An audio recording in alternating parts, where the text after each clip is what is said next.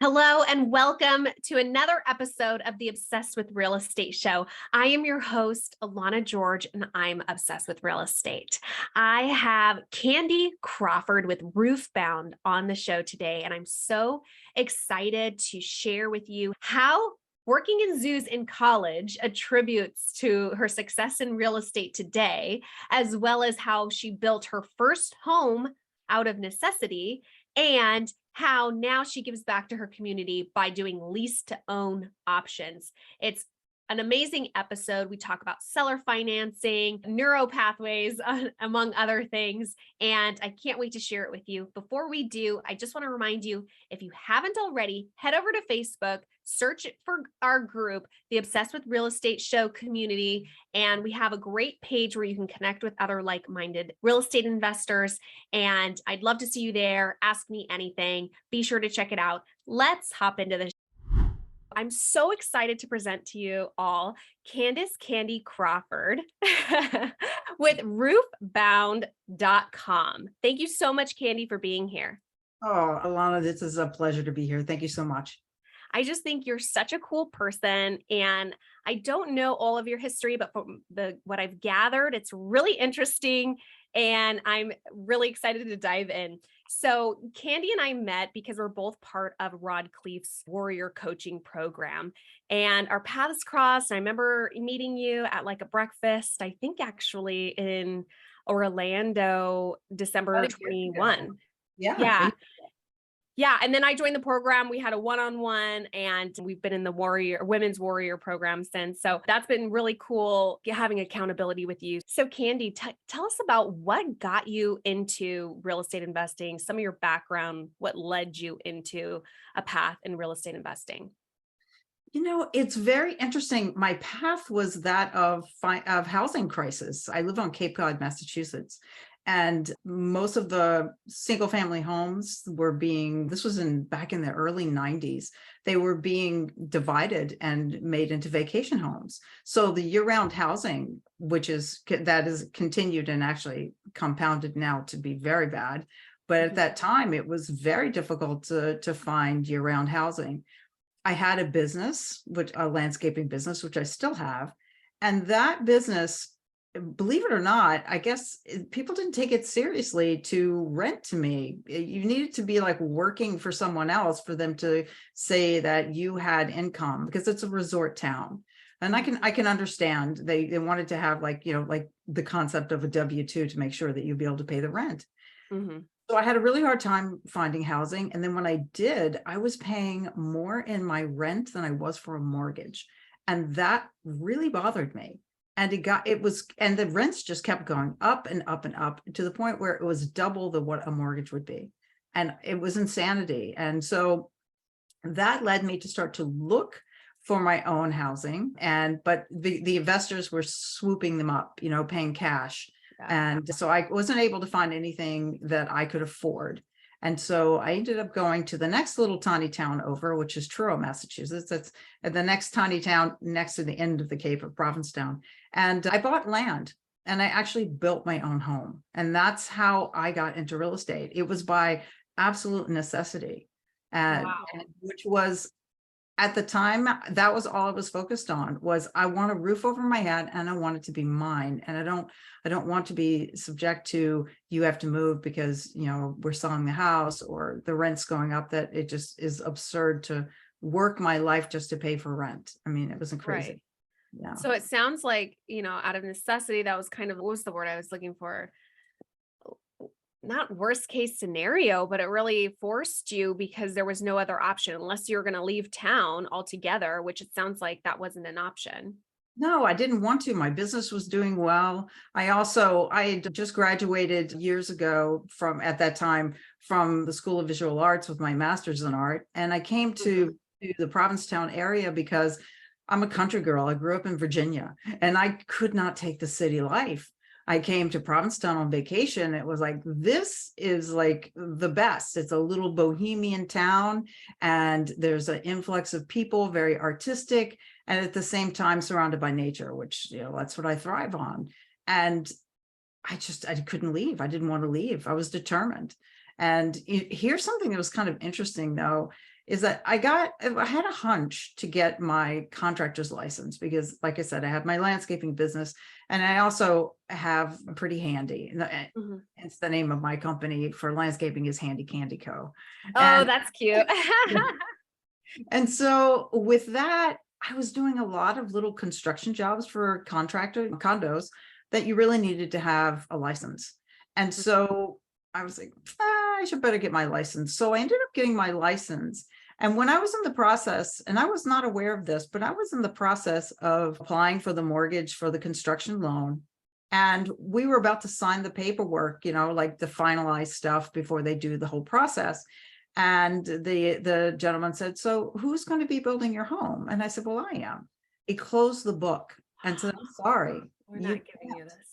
we're not going to give you that because we don't allow homeowners to build their own homes. They need to Even be. when you had your license or no? Well, he didn't know because I didn't know because there was a time that you could, but he didn't know that I had it because I didn't, no one ever asked. So I just said, would you just wait 1 second? And I went into my office, pulled my license out of my wallet, handed it to him. He sat back down and opened up the book. And I was like, wow, I paid attention to that hunch that was really nagging me, Yeah.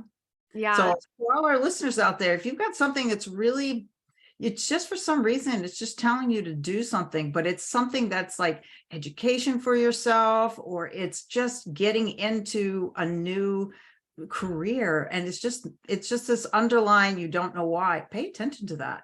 Yeah, that was your intuition. I would not be where I am today. Yeah. And that unfolded once you own your own home. When you understand the tool that you have just acquired, your life will change. Mhm. Your life will change. Yeah. Absolutely. That is such a cool story. So powerful that your intuition led you to that moment to be able to say, here's my license, like Yeah. open that book back up, give me that loan. Yeah. Now, let me tell you, here's something that's kind of ironic about it all is that I got my license in order to get a construction supervisor's license. Well, I'm in the state of Massachusetts and that's where I'm licensed. You have to have at least 2 years. I think it was 2 years, might be more now, but of apprenticeship of actually being in the construction trade. And I happened to be offered a job to build artificial trees and rocks for zoos when I was in graduate school in New York. And so I worked at the Central Park Zoo building that when they redid that. It was of 17 artists that build the artificial trees and rocks there. Then we went from there, a couple of us went and we were hired at the Bronx Zoo and we worked at the Bronx Zoo. And that experience, because it's serious construction, it's very, even though it's not going up into the sky, but the type of construction, the ironwork, the using the cement, everything that requires to build those exhibits, because a lot of them are hidden in beneath is actually where the cages are that hold the animals in. And that construction experience allowed me to just take a refresher course and apply for my license. Otherwise, I would have had to have 2 to 3 years of like a journey person work to get that license. That is crazy. I'm sure when you took that job, you didn't even have that end goal of mind of like, oh, this will count towards my contractor's license. Yes, that job was clearly, I just needed to pay my tuition. That's what that pay my tuition, because that's all I was looking for is just I have. Wow. Yeah. Wow, that is so crazy. What a combination of landscaping and construction with building, right? Yeah. Oh, that is so cool. It's a very fun job. We could have a whole podcast on that. I know. Well, it's very interesting to me. And it reminds me of this mantra that I have, this theory, when I talk to young people and they don't know what direction to go. Right. So I'm involved with like my prior high school, like business development program a bit. And a lot of times it's like, well, I guess I guess I'll take this path because that's what my parents want me to do. Or, I don't know which direction to go and I don't know what I want to be. Like there's a lot of pressure there. And I just say, just go, just pick a direction and go. And where you are supposed to be, you will end up. it's just like the way the universe, God, whatever you believe in works, that you will be, I feel like, pulled in the direction that you're supposed to be, right? Absolutely. These things that you were doing really led you to this point. Yeah. They lined up, and whether you saw it in the moment or not, it got you here. And that's always my advice. Just pick a direction and go, and opportunities, people, networking will open up to you in ways that you couldn't even imagine. And that sounds like, exactly what happened to you. It is. And, one of the things too, Alana, that I really want to stress to the listeners is that when you are finding that you find something to earn your money with that you really like doing, that you don't wake up and go, "Oh, I don't want to go to work anymore." Don't live for the weekends, live your life. And if that means getting uncomfortable and learning something new so that you're doing something that's challenging you each day, that's living. It doesn't matter what that is. It does not matter what that is. And, I had that opportunity only because I knew where I grew up. I grew up on a farm in Virginia, and then my parents got divorced. From the age of 10, I watched my mother go and work in a cubicle, which was like the oddest thing to me. And she was not happy, but she did it because she had to support my brother and I. And it was not fun watching her do that. And I feared that growing up, my life was all about being in a cubicle.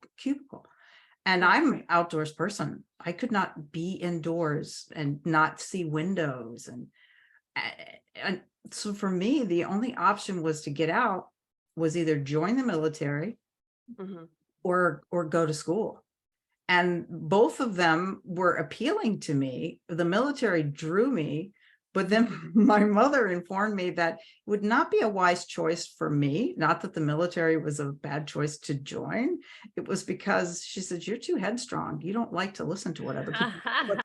She's absolutely right. So I would probably be making the entire group of people in the boot camp doing push-ups all the time. Yeah. Everyone would be in trouble for your sake. You would not make friends at boot camp, I'm sure. No. I mean, I would definitely be a person that would, be encouraging and driving, but no, that was not the proper route for me. So I went to school, and that, even though my profession did lead, my major did lead into a career, I originally went for engineering. And at the same time, when I got into that curriculum, which was great, and I loved it, but I went to a job fair and I walked in and saw everyone in suits and ties. And when I asked, "Where do you make this stuff?" Because I was all about making whatever it was going in for mechanical engineering. And they said, "Oh, no, we don't make this. We send that out." And I was like, "Oh, no." And I had a professor that actually guided me and told me that, "You know what, you need to major in art." And I listened to her. It's just that at a time when I was lost, I was just listening to people that knew a little bit more than I did, and have that willingness to listen. Go to those people that are experienced. Don't listen to the people that don't do. Listen to people that do. And then you'll find your path. Yeah, that's beautiful that you had somebody guiding you and giving you advice like that, and that you actually listened. Yeah. That's powerful. That's key. Yeah. So let's go back. You built your first home out of necessity. Tell me about that experience, what you learned. That's kind of a huge deal to do right off the bat. I mean, well, you have some background, but for me, that's a bit overwhelming. Yeah. Well, because I built it all the time, I worked at zoos and I grew up on a farm. You learn a lot of things. And the only part was that the way that I did it was, I didn't hire an architect. You can still go to the library and you can choose architecturally stamped designs. And you have to just double check the numbers. You can buy them. And they're, at the time, this is like, 25 years ago, they were inexpensive. You could buy those designs. You can double check the numbers on them, make sure all the measurements add up. And then you can submit those designs because they needed to be, engineerily structured designs, stamped and approved. And you can actually submit those designs to your building department. You don't have to pay somebody $15,000. You can, if you know enough about building, you could look and find where your supporting walls are. Those you don't move. Yeah. But the rest of the format of the house, you can make it to be whatever you want it to be. And with logic, with plumbing lining up, you don't want to have plumbing on one side and across the room. I mean, you do have to have a little bit of knowledge. And if you have a license, you would be able to understand that part. Right.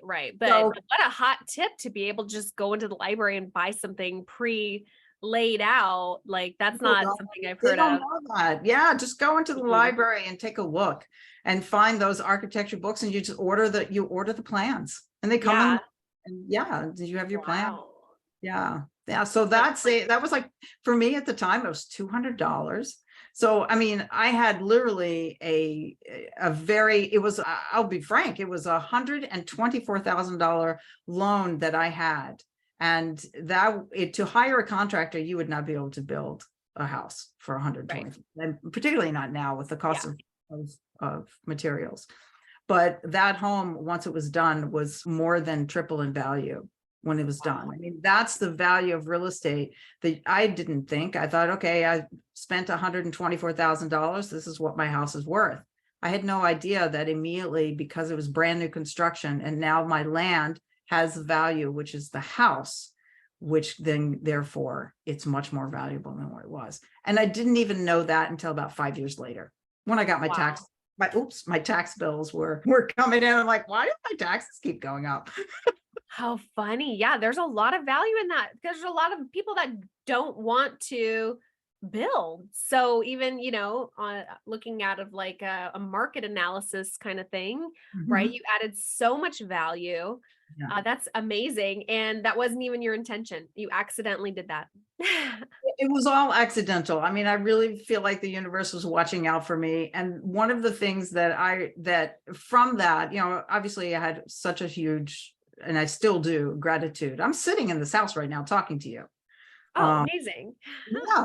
And I know how hard it was to get that mortgage, and how difficult it was to find the right mortgage company that saw that I was self-employed and my business wasn't quite seasoned enough, and that they were going to take a chance on me.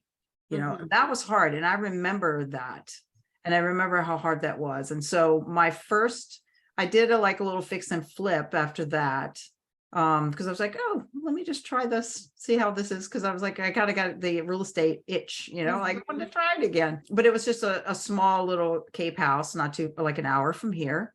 And I rented it. Really adorable couple was living in it with their dog. And it was like the dream tenant. Then they left, and had great opportunity for them. And I was like, yeah, I'm over this. I'll just go ahead and sell it. So I sold that. And then I started thinking more and about ways to give back.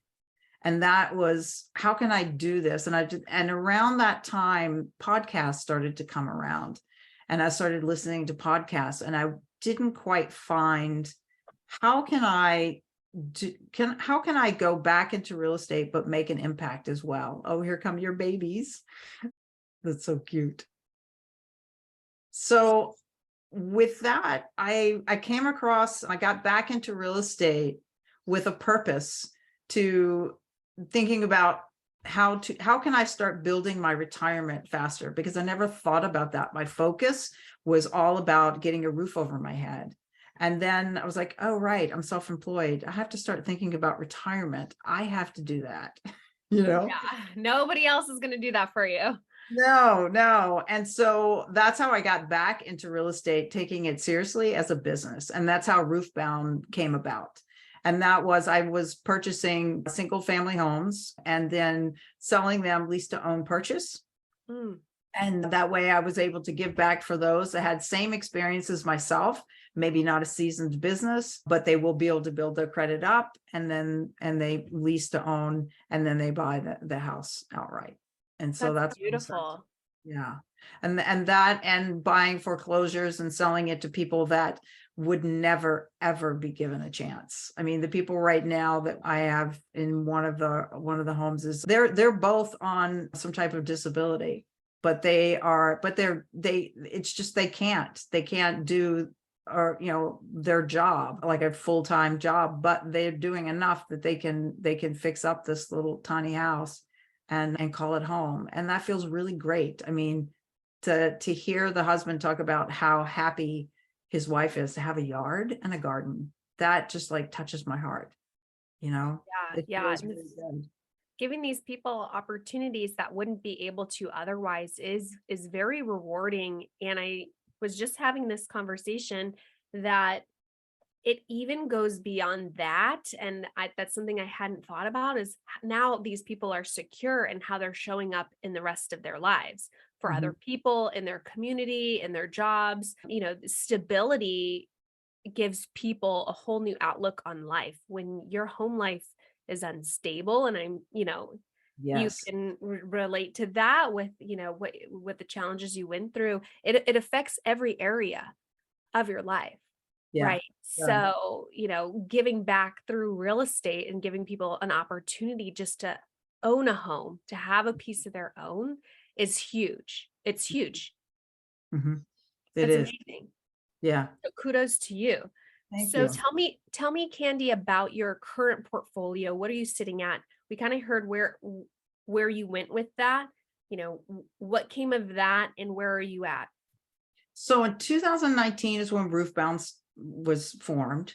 And currently I have that one foreclosure home that I resold to that couple with the garden that I just described. I literally would say 2 days ago closed, did a final, what is it called? Oh my goodness, my brain just left me. Final walkthrough or the paperwork? I did the closure. You start with the lease to own, and then the end where the house is actually sold, and then the owners own it. So I completed the full cycle, is the word I'm looking for. Thank you.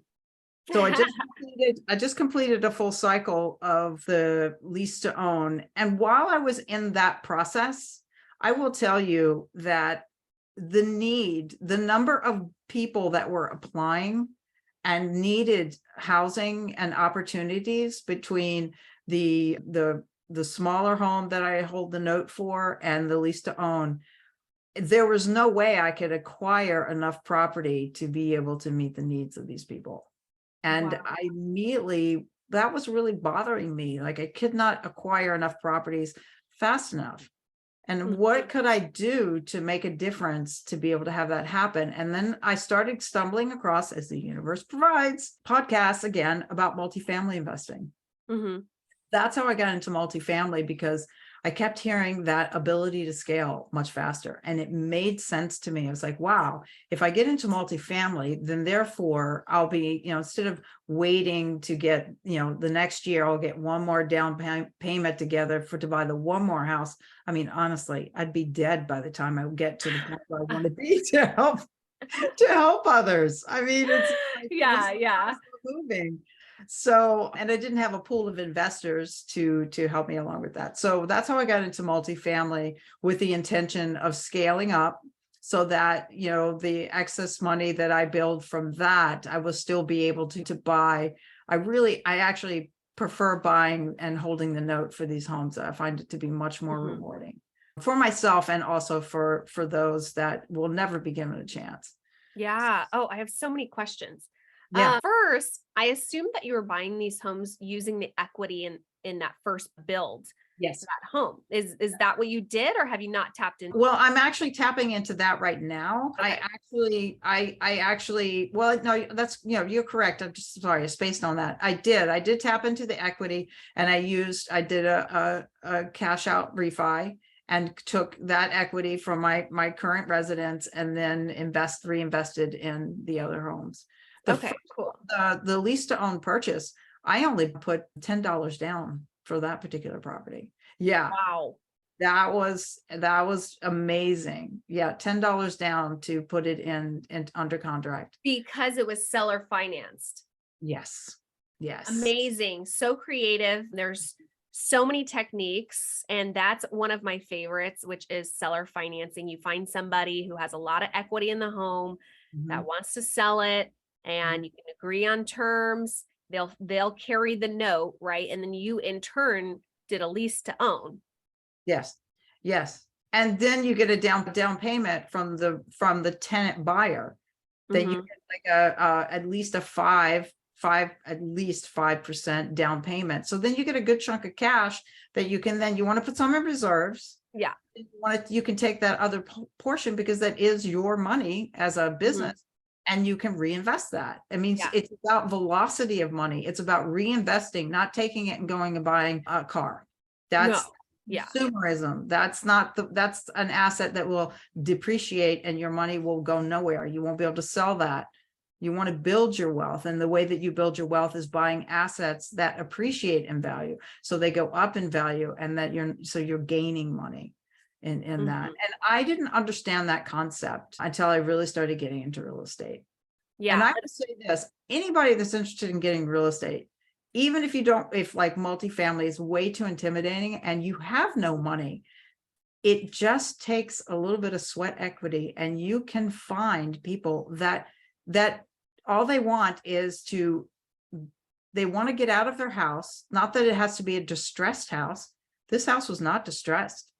This house was on Cape Cod. Mhm. This house was worth a $500,000. Yeah. And I purchased it for $10 in to get it under contract. So Crazy.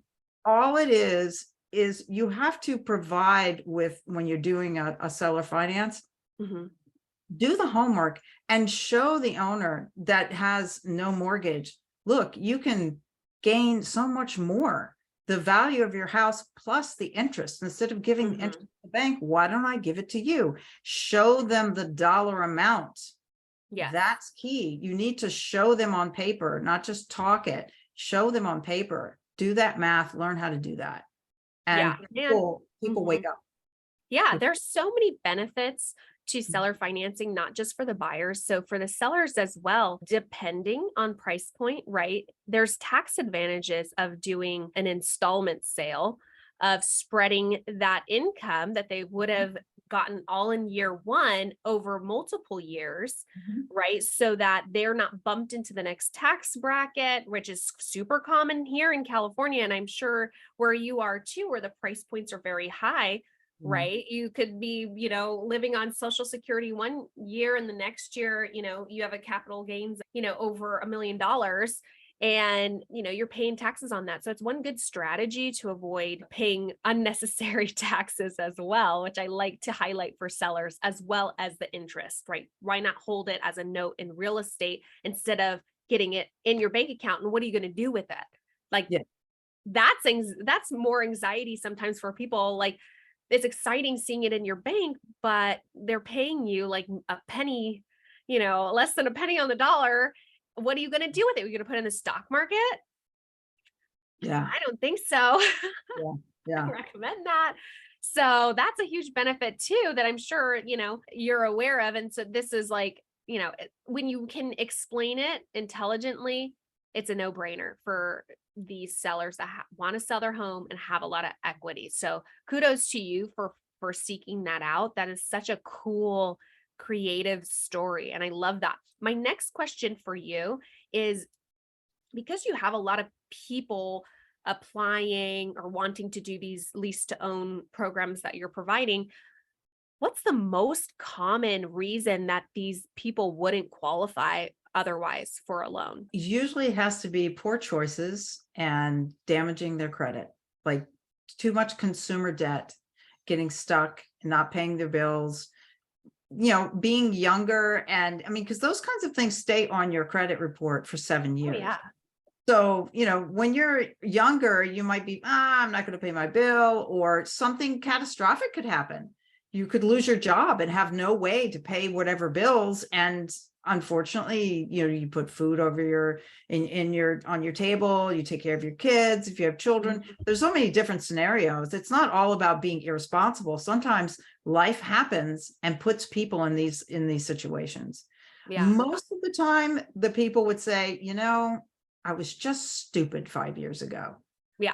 Just made stupid choices, and now I'm paying for it. Mhm. And that's really, and we are not the same people from day to day.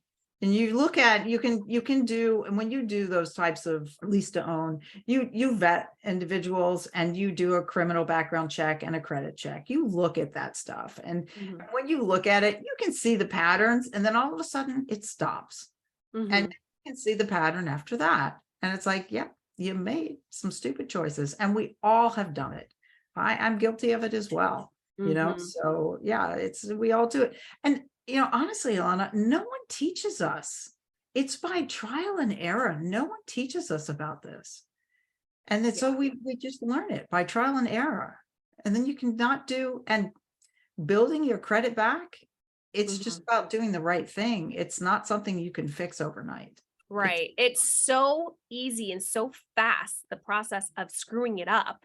Mhm. And then to rebuild it, you're right. It takes a long time. When I was 18, I remember getting in, once I turned 18, I started getting credit card offers in the mail.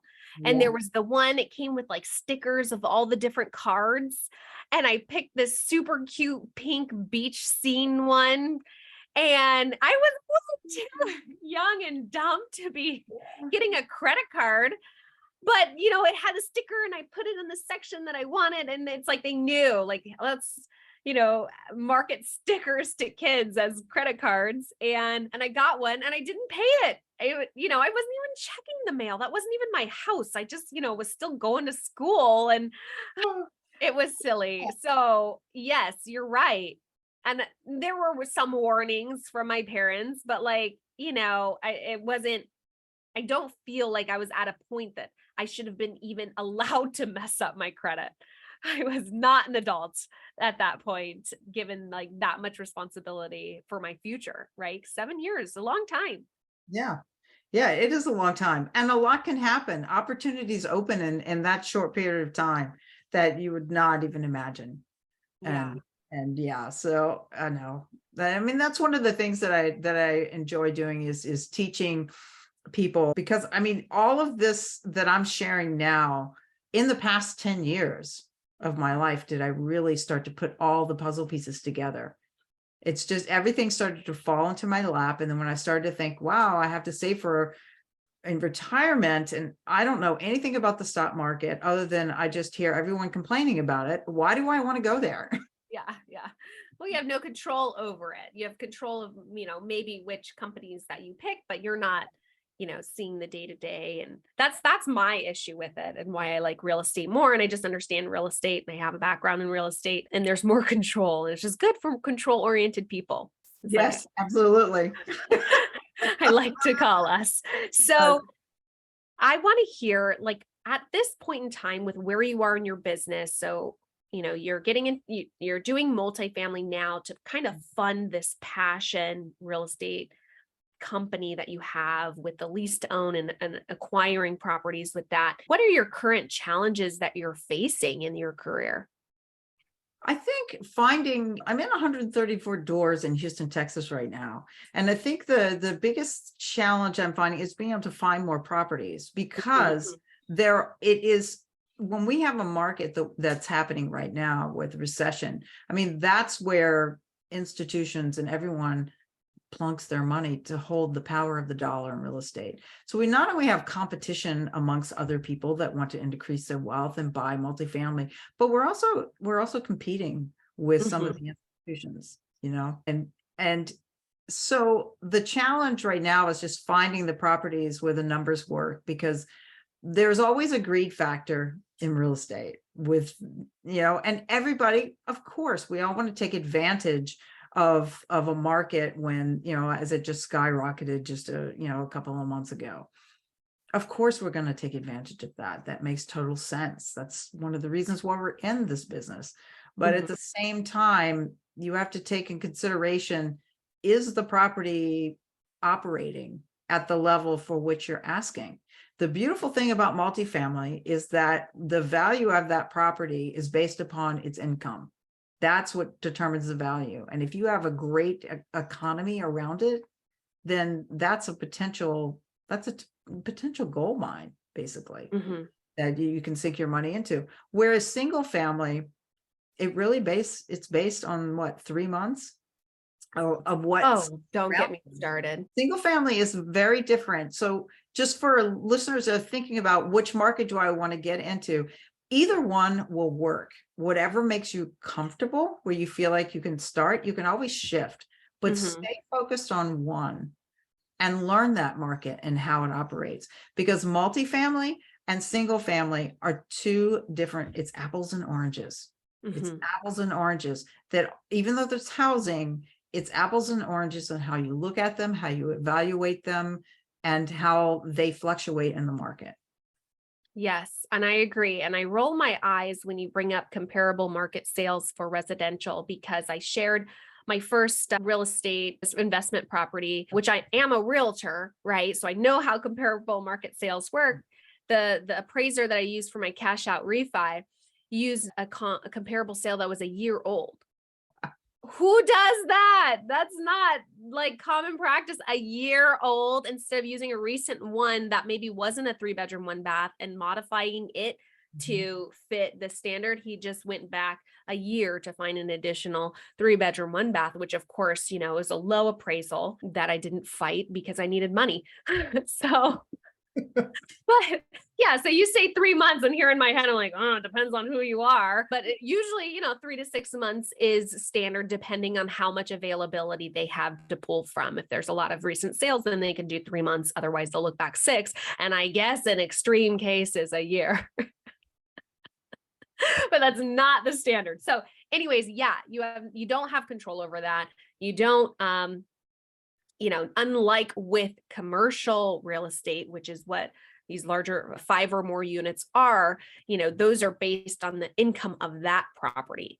And cap rates are something that can be a little bit more of a variable comparable to what has been selling. But, there's a lot more power and leverage in, forcing that appreciation with increasing the income and lowering the expenses. So I completely agree with you. Apples and oranges when we look at how these are evaluated.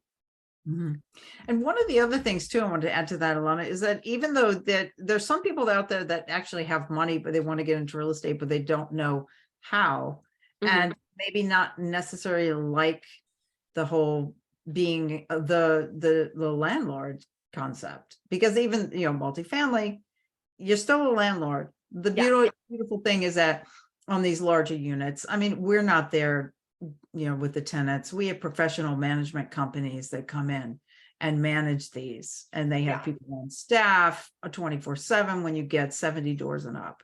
So it's a much different process as opposed to a smaller single family. But you can invest as a limited partner.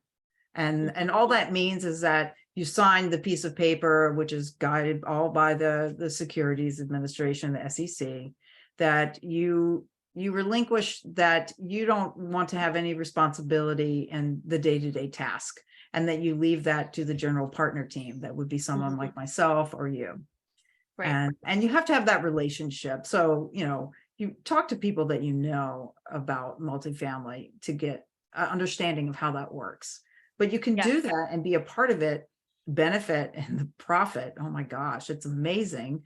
At the same time, depending on the property and what the business plan is, cash flow. Yeah. Be a part of that whole world without having to do all of the work that may be necessary that you may not like to do, but I like to do. Right. We already know you're very hands-on. Yes, very hands-on. Yeah. So you're handling operations and somebody else brings in, more so the money as a limited partner. And I love the structures. Just to touch a little bit more on that, is when people want to invest in real estate and they become a limited partner, I just want to emphasize, like, the limited partners are class A investors, and they get paid out first. Yes. Right. And the general partners get paid out second. So to me, as somebody who is a limited partner on deals as well, right, that's like security, extra security to me, because heaven forbid something happened, like, I'd be getting paid back on that money before the team who's actually the boots on the ground, which is a lot of like security for me, right? Being a control freak.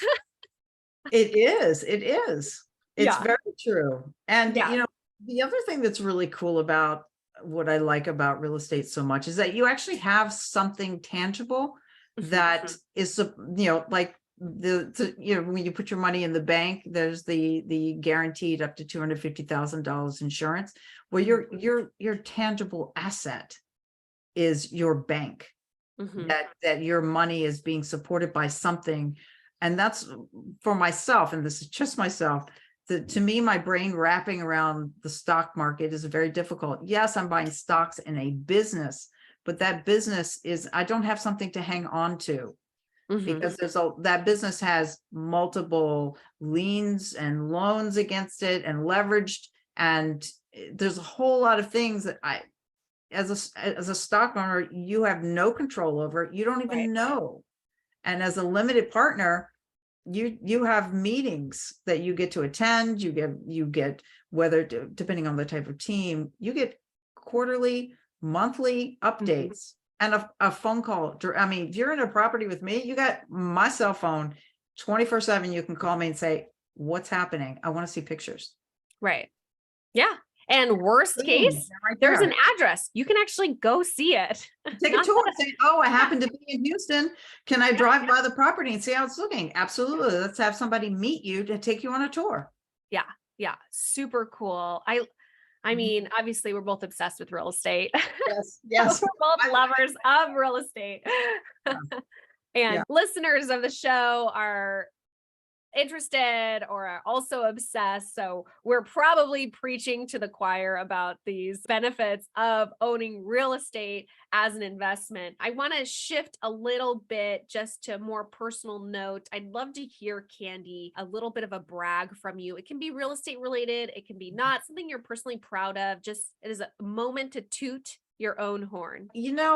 I'm really proud of myself for stepping into my fear at any given stage in my life. I can see various pivotal points throughout my life that have gotten me to where I am today. And sometimes at first it can be difficult to identify, is this a real fear? Is this like creepy fear? I need to get out of here. Am I going to be ripped off kind of fear? Is there a dinosaur at the door? Yes. And sometimes it can be very difficult to distinguish that level of fear, because doing something new can be just as frightening as opening a door and having a dinosaur at the door. Yeah. And I know that my mother always said to me to love, to move forward with my passion, never let anyone take those things from me. And in her own way, because of the time that she grew up, that encouragement went but so far. But the underlying message to that, I hooked in on that as a kid. Yeah. And so I would try new things. And I was really grateful that I didn't have parents that stereotyped me that you have to be a girl and you have to do this, because I was a tomboy. Mhm. It doesn't matter that I'm a lesbian. I mean, I knew as a child I was a lesbian. I just didn't have a name for it, but it was that was just irrelevant to that. Right. Is that if I was curious about something and wanted to learn how to do it, that curiosity, I was allowed to pursue that. And Yeah. so, Without shame or yes. direction, which is really powerful and actually very forward thinking of your parents. Mhm, mhm. Really, Yeah. Yeah. And that's cool. I have to say, I grew up in a dysfunctional home. It's taken me quite some years to really to move away the mess and really see, they did the best they could. And with what they had, they were brilliant when I think about it. Like, wow, Yeah. what they did, they were brilliant. And they were they were the really pivoting point of these little things that I picked up on. And so what I give myself credit for is compiling those really great aspects and putting those into action in my life through those moments. Like choosing, almost didn't take that job at the zoo. And the guy came and asked me 3 times to come and work for them. And I was like, I don't know how to do this. And when he said, you don't need to know how, I will show you, I trusted that he would do it. Yeah. And I took that job and boom, here I am. Yeah. What it took a leap of faith. Yes. And I've Yeah. heard that, our body responds. It's the same feeling, the same chemicals we get when there's a dinosaur at the door, or like, there's an actual physical threat, right? Which, it takes us back. It saves us. So flight, what is it? Fight or flight. I think more lions than dinosaurs, which did not exist at the same time as humans. So, but that's okay. Little Flintstones reference, Jurassic Park, that's fine. It's still scary. But yeah, the physical response that we have, it's the same as when we're facing something that would challenge us to make us grow. Sometimes we have that fear when something shows up, that we have to recognize, like you said, is this a genuine fear? Is this something that's going to hurt me? Or is this scary because it's in my, uncomfortable zone? It's outside of my comfort zone. And being able to have the self-awareness to recognize that and push through it is so powerful. It sounds like that's, those moments you've had them and you've recognized that and pushed through. And that takes faith. It takes confidence, right? Self-esteem.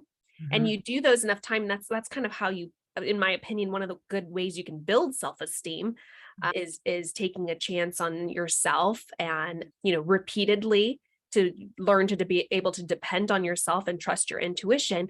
But it sounds like that's, been your story case after case. Yes. Yes. Yeah. Yeah. That's cool. And you master your mind, you can master your life. Yeah. Powerful. Yeah, it's really amazing. And for those that might be skeptical around this, because as the engineering mind, I always like to know how things work. If anyone has ever, you think about, they're actually little electronic, well, I'm not going to have because I'm not medically trained, but there's little neural pathways that go to our brains and we use them. So it builds those and makes those stronger. And when we're doing something new, and those get kind of glued to our brains. And when we're doing something new, we're actually building another neural pathway to another part of our brain. And I'm not making this up. I mean, there's a gentleman, if you're ever interested, and the best podcast I've most recently listened to in teaching this that like brings it down very much in layman terms is with Ed Milet. Is that how you say his last name? Yep, Ed Milet. And Joe Dispenza. Joe Dispenza? Joe Dispenza, the two of them just the most recent interview that he had, and it talks about the neural pathways. And so when those neural pathways come to our brain form, like riding a bicycle, you don't know how to ride a bicycle. You can 20 years down the road, you can get on the bicycle because you have that little bridge and the glue is on your brain and you know how to access that information. Well, when you do something new, it actually steals a little bit of that glue from another neural pathway that's been glued. So you're really kind of like, think about a ball going down a bowling alley. If it hits that well-worn groove, it's in the gutter and it's gone. It's not really coming out unless there's some serious force for it to ricochet out. Yeah. And when you do something new, it's that energy that's pulling away from the other neurological, it's like this little glue and forming it on the other side. So it's like working out. It's really like similar to working out. And they have actually microscopic documentation of that process happening and in seconds. Oh my gosh. Seconds, not years, in seconds. And that's why if you want to learn more about it, Joe Dispenza is an excellent. I'm going to listen to it. You're going to catch me trying to learn how to play the piano and do like all these new things I've never cooked, all these things I don't, know how to do very well. So that sounds super inspiring. I'll try to include a link to that podcast episode in our show notes. I can send one to you. I have it in my phone. I'll send it to you. Okay, cool. I listen to Ed Milet here and there, but I don't consistently listen to his show. So I didn't see that one come up, but yeah, that's really cool. Candy, what kind of advice do you have for newbies? We've kind of already touched on it, but if you want to, put it in a succinct here's my advice, what would it be? I would say really, well, because there's a lot of stuff out there for free, start listening to podcasts, listening to people that you resonate with, and then go online and check out reviews of those people to make sure that they are who they say they are. And it doesn't take much to find that kind of information out.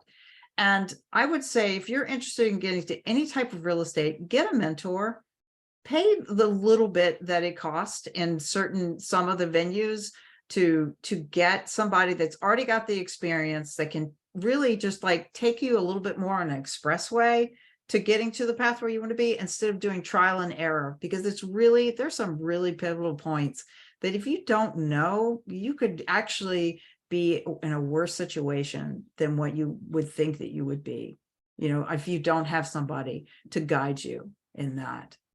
And that would be just take that leap of faith and pursue something. If it's that nagging voice that's saying, I really want to do this, go for it.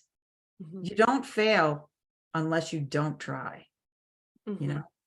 I love that. Very, very powerful, and kind of the underlying thread in your story.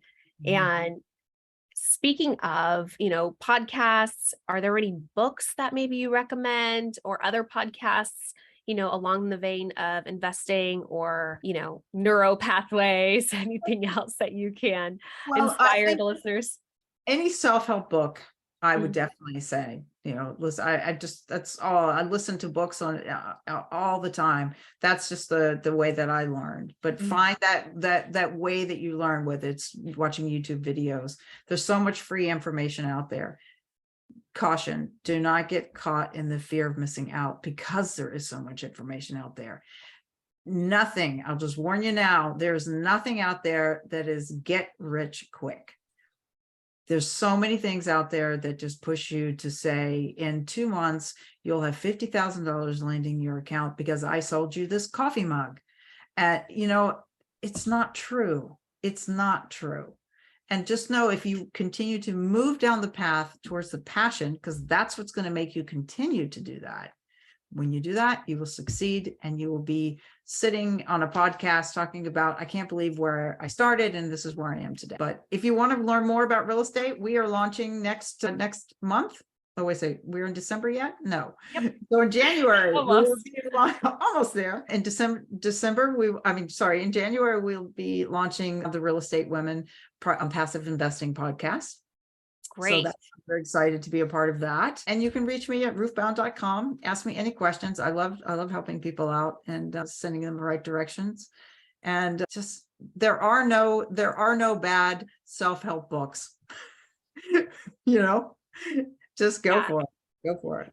So you pretty much wrapped it up yourself of where, listeners can get in touch with you. You said roofbound.com. You will be having a podcast that comes out, depending on the timing. I'll try to link that to this show notes so that, listeners can follow along and hear more about you and your insight, because you have a lot to share. Is there else people can get in touch with you, or, ask you questions, hear about your upcoming real estate offerings? That would be it. Those two spots. Yeah. Okay, perfect. Well, thank you so much, Candy. This has been a pleasure. I'm so happy that we were able to do this and connect. I love hearing your backstory, and I feel so much closer to you now. Thank you. Thank you. This was a blast. I'm going to go work on my neuro pathways. And so I want to hear that piano music in the background, your own personal intro. Yeah, for sure. Maybe give me a few more episodes before you expect that out of me. All right, listeners, you got to hold her to it. Oh, God. Thanks, Candy. You have a good one, and I will talk to you soon. Great. Thank you so much. Bye, everyone. That's it for our interview with Candy Crawford. If you enjoyed what you heard today and you're enjoying the show so far, please leave me a 5-star review on whatever platform you're listening. I'd greatly appreciate it. It'll help the show reach more listeners, and the algorithm likes stuff like that. So please do so. If you'd like to connect with me, you can do so on Instagram, AlanaGeorge_real estate, as well as TikTok. And you can go to the show's website, obsessedwithrealestateshow.com, where you can apply to be a guest on the show or just give me some general feedback. I'd love it. You will also find a full list of our book recommendations there from the show, from guests, from me. So be sure to check that out. Also, if you would like to find out about future investing opportunities, any offerings that I have coming up, please head over to clearconnectioncapital.com. I will see you on the next episode.